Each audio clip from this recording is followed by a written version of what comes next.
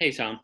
Uh, I know that you said earlier this year that you just want to have a say in personnel, but having been a president before, just wondering, as a on the whole, seeing the Giannis news today, is there a best practices way you see to build a team when you see these free agents? You can't really plan cap space and things like that.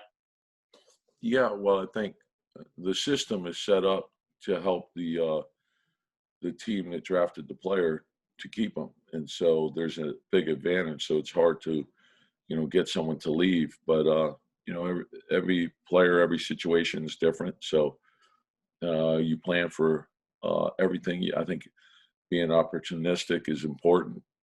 Sometimes there's situations that arise, whether it be through free agency or trade. But I think every day that has to be a priority for the organization to seek out those opportunities. And I think when you look at what's going on in the league, things can change very quickly. And so you work every day with your player development. You try to improve through the draft, and then you have free agency and you have trades. And I think you have to be very aggressive in each area. Sitting back and waiting sometimes is not a good thing. Next question comes from Rebecca Harlow, MSG Network. Coach, hope you're doing well over there. Hey, Rebecca. Through two games here, Nerlens has had your highest plus minus. I know that's a very small sample, but what have you seen from him? Is he doing things to fight for that, keeping that starting role? Yeah, and again, it's not set in stone, but I like what Nerlens and Mitch bring to the team. They're elite shot blockers. They're great finishers. They put pressure on the rim. And so that's a very important part of our team. And we'll see how it unfolds. And again, starting is not as important as to who's finishing. But I think depth will be very important for every team in the league. And I like the fact that we have two quality big men like that really help the team defensively. Next question comes from Mark Berman, New York Post. Hey, Tom. I was wondering after, watching film of Game 2, if you noticed something more about Obi's performance and what he did and didn't do correctly. And also, it seemed like a pretty long practice today. Was there an emphasis on dealing with zone defenses and how to attack it a little better than you did the other night? Well, I think, you're still in training camp. So you'd like to work on everything every day, but that's not possible. So you have to prioritize the things that you want to get in each day. And it's sort of been mapped out prior to training camp even beginning. And then, of course, you have the games, and there's things that the games tell you exactly where you are, and it also tells you the things you'd like to work on. So there are a number of things that we feel we could do better. But I like the fact that, we did come back and get the lead in the third quarter. But I think understanding the importance of playing for 48 minutes and doing the right things is very important. So just concentrate on improvement each and every day. We're not going to be perfect. We'll make some mistakes, and we have to learn from them. And that's what we're trying to do. Next question comes from Brian Mahoney. Hey, Tom. I know it's a players' league, but I think looking at this season, a lot of people would say with your success in this league in history, you're probably right now the best thing the Knicks might have going for them. Are you kind of okay with that as a coach that, we got to build just with me first? And is there sort of is there a pressure on the coach a little bit that he is sort of the best thing he has going for a franchise in the beginning? No, I don't look at it that way. I think, the thing that's appealing for me is that the great challenge that this job is. And I like the guys that we have, and you don't do anything by yourself. It's the group, and it's the front office, it's ownership, it's the players. We're going to need everyone pulling in the same direction and doing everything we can each and every day to improve, and that's what we want to keep in mind. And I think at the end of the day, we all really only answer to ourselves. Only we know if we're putting everything we have into something. And I think when you do that, anything is possible. And so if we keep concentrating on the improvement, we will get better, and we will see good things in the end. Next question, Mike Vorkunov, The Athletic. Hey, Tom. Hey, Mike. A lot of the talk with RJ coming out of last season and into this year was just about his jump shot, and improving that. And I think he said as much, and previous coaches and staff and all that. Do you see a difference with his jump shot so far this season in form, and not just the results? Well, I think like with most players, the long layoff, he had a lot of time to work on his shooting, and I think he did. I think he's got the benefit of having a year under his belt now. So there's usually a case where most young guys will improve if they're diligent in their work. And I think we're seeing that. He's worked hard on a lot of different areas of his game. And so I think we'll see him continue to grow because of the way he approaches it. But he can play well without shooting well. There's a lot of other things that he can do. And I like the way he's mixing it up. He scored a number of layups off cuts. He's running the floor a lot better. He's moving without the ball.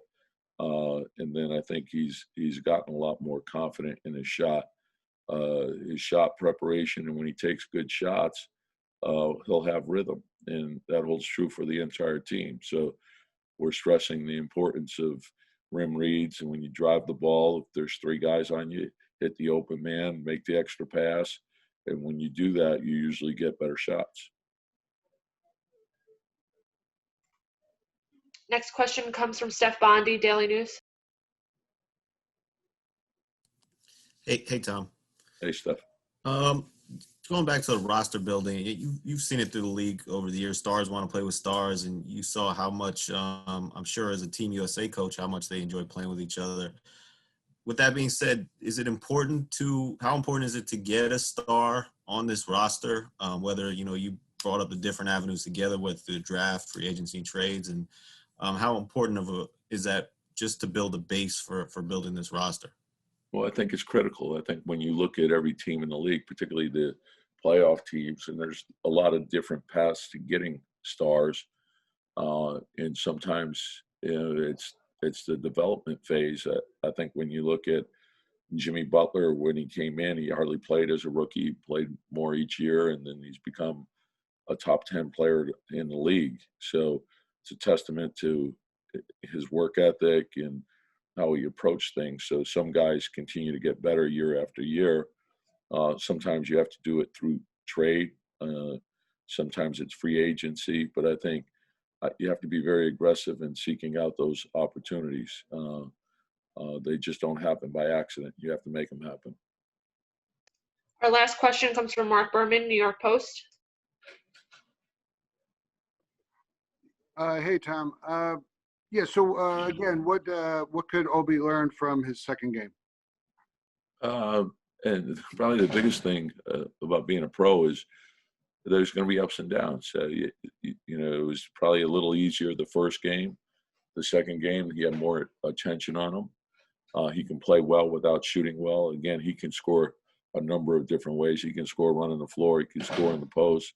He can score off the drive, and he can score with his jump shot. So mixing it up, scoring different ways, playing well defensively, trying to get stops, get into the open floor, that sort of thing. But he's a terrific kid, great worker. Study film. Each game, you may not win, and if you don't win, obviously that's what you're trying to do. I want you to learn, and so I think that's he took a hard look at himself and what he could do better, and he came in, he studied, and he worked hard, and he had a great practice today. And just be ready for tomorrow. The games keep coming. You have to keep getting better. Thank you, Coach. Yep, thank you. The first question comes from Rebecca Harlow.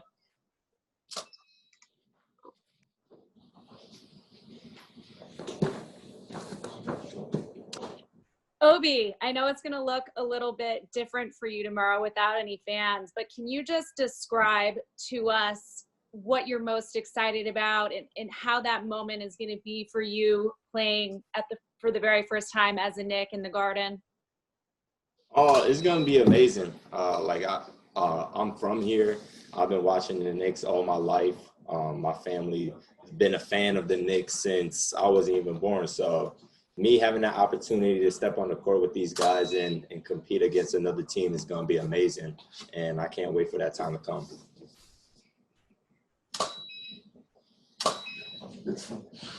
Next question comes from Jonathan Macri. Hey, Obi. How you doing? So the focus on you has been a lot on like your offensive game, but through 2 games, you're doing a lot of pointing and calling out on defense, making your teammates aware of their responsibilities and assignments. How has the transition been for you on the defensive end through 2 preseason games?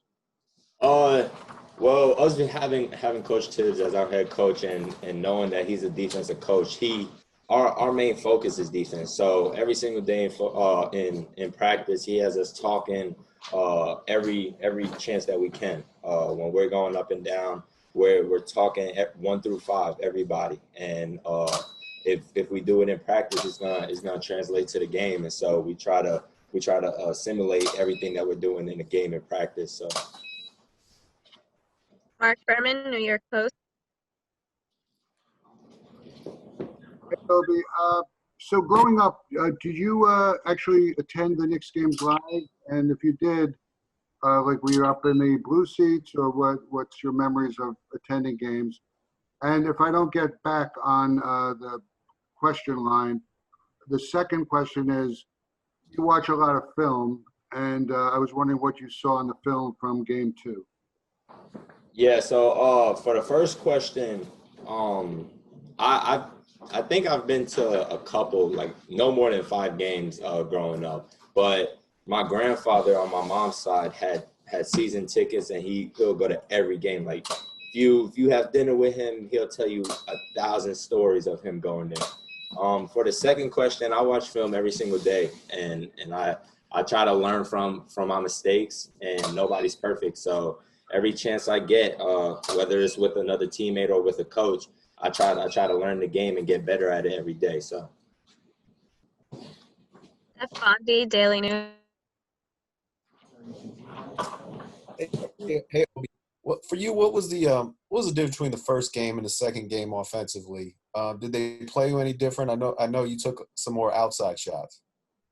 I don't really think there was anything different. I just feel like in the second game I was rushing things a little bit more than I was in the first. I felt like I was a little settled down, calm in the first game, and in the second game I was just trying to basically do too much. But I have to understand the pace to the game and just flow with that and do anything I can to help the team. Mike Borkanoff, The Athletic. Hey, Obi. You took a couple of the 30-foot threes there Sunday night. Is that a range you're comfortable from shooting, and is that somewhere you believe you'll be taking shots from all season long?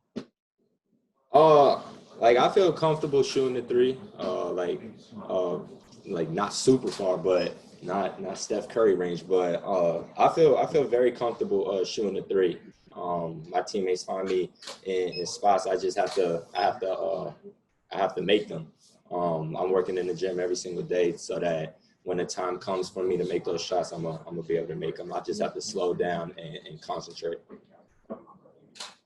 Back to Harlow, MSG Network.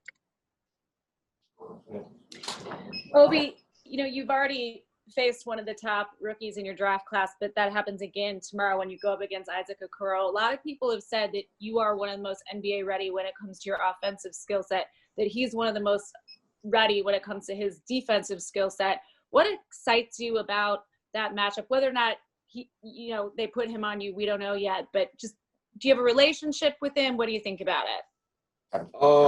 I don't know him personally. Like I've watched him play before, but like I'm excited to play against everybody. Not only there's not one person that I'm excited to play. Like me being in this position is a blessing. So me having the opportunity to compete against anybody is gonna be amazing, and I can't wait for that to happen. Jeff Bondi, Daily News. Hey, Obi, sorry, I raised my hand up by accident, but let me think here for real quick. What what are some of the things you feel like you can learn from the last game that you can apply to this game? Yeah, there's a lot of things I can learn from. Like it was only my first 2 games of preseason, and like those 2 games, I was getting a feel of what it was like playing against NBA guys for the first time.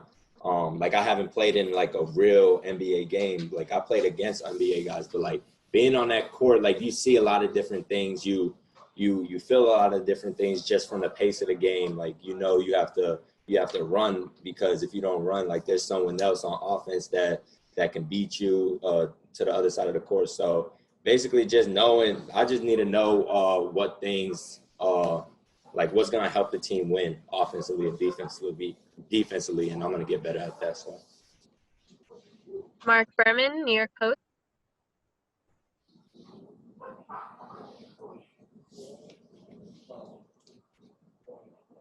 Hey, Obi. The Cleveland Cavaliers you worked out for, you had a great interview with. So many mock drafts had you going to staying in Ohio. Is there a motivation going against them? And I know you wanted to be in New York, but were you a little surprised that Cleveland decided that they were going to pass? For the first question, like I'm excited to play against anybody. Like I said before, it's a blessing that I'm in this position to be able to play against any NBA team. So there's not one NBA team like that I'm more excited to play against.